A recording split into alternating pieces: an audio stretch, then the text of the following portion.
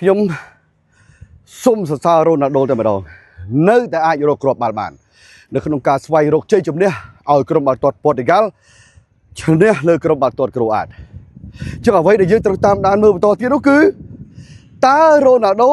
អាចឡើងទៅដល់វគ្គដាច់ព្រាត់ជាមួយប៉ូទុយហ្គាល់មេស៊ីរបស់អាសង់ទីនអាចឡើងទៅដល់វគ្គដាច់ព្រាត់ជួបគ្នាដែរឬទេនេះជារឿងមួយតែរឿងមួយថាមពលរបស់រ៉ូណាល់ដូល្អណាស់បាទ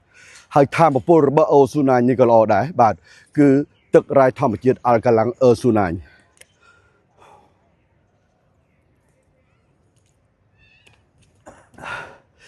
ជួយបំពេញជាតិទឹកបានឆាប់រហ័សជួយកាត់បន្ថយជាតិអាស៊ីតនៅក្នុងកាពះ